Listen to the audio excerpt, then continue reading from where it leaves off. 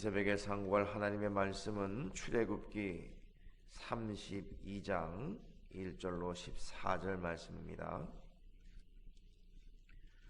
구약성경 출애굽기 32장 1절부터 14절까지 말씀을 저와 여러분이 교독하겠습니다.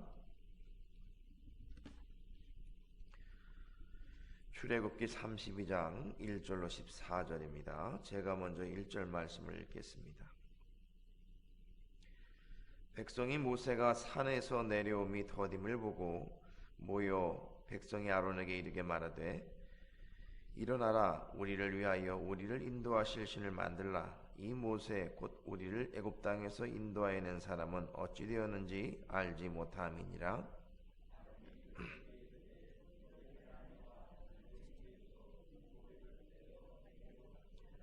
모든 백성이 그 귀에서 금고리를 빼어 아론에게로 가져가매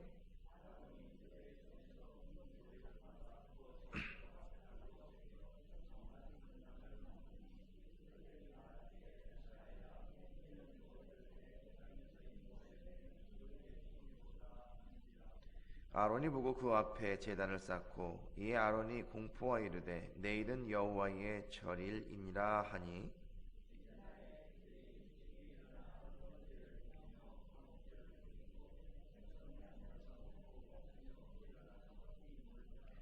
여호와께서 모세에게 이르시되 너는 내려가라. 네가 애굽 땅에서 인도하여 낸 내 백성이 부패하였도다.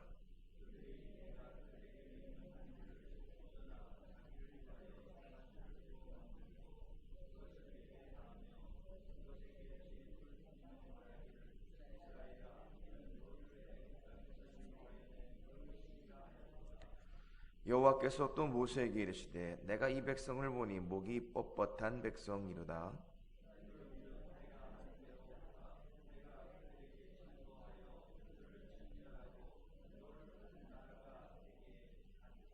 모세가 그의 하나님 여호와께 구하여 이르되 여호와여 어찌하여 그 큰 권능과 강한 손으로 애굽 땅에서 인도하여 내신 주의 백성에게 진노하시나이까?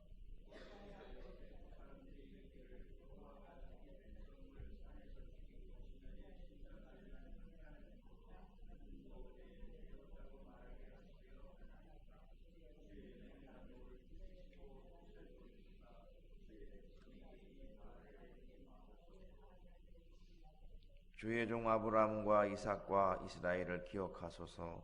주께서 그들을 위하여 주를 가리켜 맹세하여 이르시기를 내가 너희의 자손을 하늘의 별처럼 많게 하고 내가 허락한 이 온 땅을 너희 자손에게 주어 영원한 기업이 되게 하리라 하셨나이다.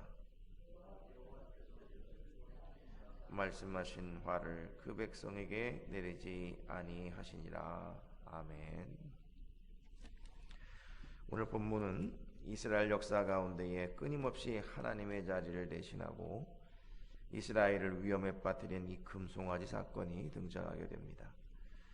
사실 그들은 하나님의 은혜와 인도하심으로 애굽에서 나와 광야의 생활을 하게 되었지만 애굽에서 살았던 그들의 종의 습성은 결국 그들의 애굽 땅에서 하던 습관과 우상 숭배의 모습을 그대로 가지고 나오게 됩니다. 과연 그들의 모습을 통해서 우리는 어떤 삶을 살아야 할지 오늘 본문을 통해서 교훈을 얻고자 합니다. 먼저 1절로 5절을 보시면 백성들은 모세가 산에서 오랫동안 내려오지 않자 아론을 부추겨서 우리를 인도할 신을 만들라고 말을 합니다. 신의 산의 하나님을 대신해서 가나안으로 인도할 신을 만들자는 것입니다. 그러자 아론은 그들에게서 금장신구를 모아다가 주물을 부어서 형태를 만들고 조각칼로 금송아지를 만들게 됩니다. 그리고 말하기를 4절에 보니까 이스라엘아 이는 너희를 애굽 땅에서 인도하여 낸 너희의 신이로다 라고 말했습니다. 이 말인즉 그들을 창조하시고 그들을 구원하기 위해 애굽에서 탈출시켜서 홍해를 건너게 하셨던 뿐만 아니라 가나안 땅으로 인도하실 하나님을 그저 자신들을 위한 우상으로밖에 보지 않았다라는 겁니다. 아주 통렬한 배신 행위를 하고 있는 것입니다. 또한 그들은 우상을 만드는 헌신만큼이나 그 만든 우상을 향한 헌신도 대단하였습니다. 6절에 보니까 이튿날에 그들이 일찍 일어나 번제를 드리며 화목제를 드리고 백성이 앉아서 먹고 마시며 일어나서 뛰놀았다, 이렇게 되어져 있습니다. 그들에게 있어서 신과 제사장이 있고 제단과 절일이 있고 춤과 노래가 있고 흥겨움과 기쁨이 있었습니다. 그러나 문제는 거기에는 하나님이 계시지 않았다라는 겁니다. 그저 자기의 만족을 위해서 음란한 쾌락만 있었을 뿐입니다. 하나님은 이 모든 사실을 보고 계셨고 그것을 모세에게 알리십니다. 7절과 8절을 이렇게 말씀하고 있습니다. 여호와께서 모세에게 이르시되 너는 내려가라. 내가 애굽 땅에서 인도하여낸 내 백성이 부패하였도다. 그들이 내가 그들에게 명령한 길을 속히 떠나 자기를 위하여 송아지를 구워 만들고 그것을 예배하며 그것에게 제물을 드리며 말하기를 이스라엘아 이는 너희를 애굽 땅에서 인도해낸 너희 신이라 하여도다. 하나님의 이름을 부르며 드려진 예배에 하나님은 이렇게 진노하고 계십니다. 거기에는 살아계신 하나님이 아니라 하나님 대신에 인간이 만들어 놓은 우상이 있었기 때문입니다. 즉 이스라엘은 외도한 아내요 배신한 백성들이었다라는 겁니다. 하나님은 그들을 향해서 뭐라고 말씀하셨느냐 하면 내 백성, 나의 장자, 가장 소중한 내 소유라고 불렀습니다. 그런데 하나님은 이 일로 인하여서 뭐라고 이스라엘 백성을 부르고 계시냐면 네가 애굽 땅에서 인도해낸 네 백성이라고 말합니다. 하나님과 상관이 없다고 말씀하고 있는 겁니다. 누구에게 말씀하고 있습니까? 바로 모세에게 말씀하고 있는 겁니다. 모세의 백성이라고 말하는 겁니다. 네가 인도해냈다고 말하고 있습니다. 이만큼 하나님이 얼마나 진노하고 계시는가를 알 수 있죠. 마치 여러분 이런 겁니다. 자식이 부모에게 반역을 하고 거부하고 이런 모습을 계속 보자마자 이 부모가 하는 말이 뭐죠?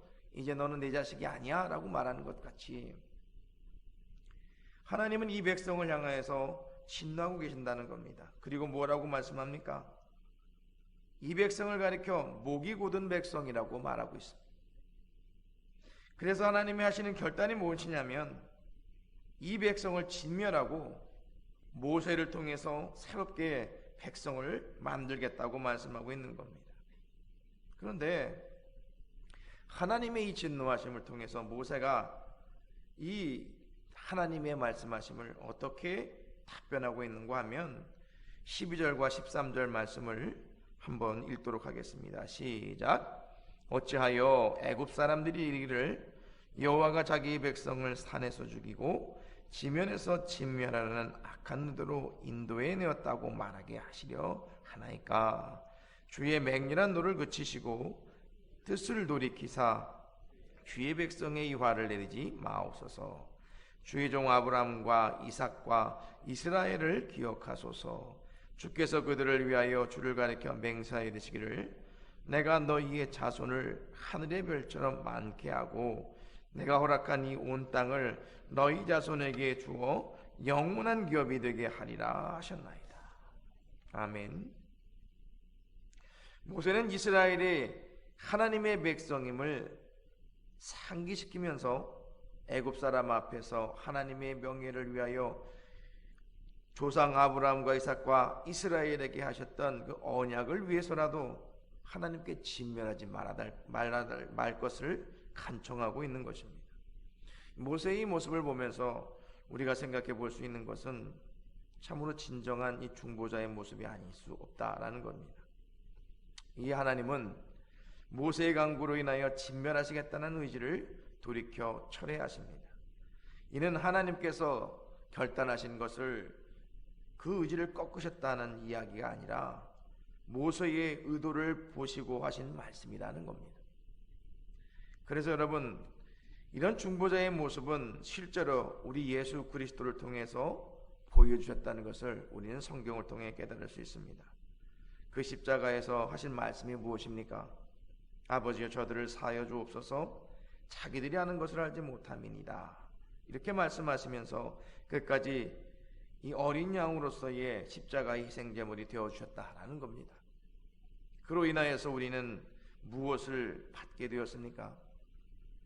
하나님의 영원한 기업을 받게 되었다는 겁니다. 그 기업의 의미가 무엇이죠? 하나님의 자녀가 되었다라는 말씀입니다. 사랑하는 성도 여러분, 오늘 본문을 통해서 우리가 만든 우상이 얼마나 심각한 결과를 가져오는지를 우리는 본문을 통해서 깨닫고 있습니다. 그래서 우리 마음속에 가진 우상들, 하나님보다 더 사랑하는 것들을 우리는 우리 마음속에서 밀어내야 합니다. 그 싸움을 우리는 하고 있는 것입니다. 하나님이 주인이 되시며 하나님이 우리 안에 들어와 계시고 우리는 하나님을 온전히 예배하는 자로서 삶을 살아가야 함을 오늘 본문을 통해서 깨닫고 있는 것입니다. 바라기는 오늘 새벽에도 하나님의 주권과 그 역사하심이 우리 안에 있음을 온전히 믿고 또 오늘 하나님 앞에서 온전히 기도하시는 저와 여러분이 되시기를 예수님의 이름으로 축원을 드립니다. 특별히 기도하기를 10월 17일 공동회를 위해서 기도해 주시기를 바랍니다. 중직자 선거가 있을 때 하나님이 사람의 뜻이 이루어지지 않기를 오직 하나님의 뜻과 섭리로 중직자가 선출될 수 있도록 특별히 그 중직자들이 교회를 위하여서 헌신하며 믿음으로 살아가는 중직자 될 수 있도록 위해서 기도해 주시기를 바랍니다. 기도하시겠습니다.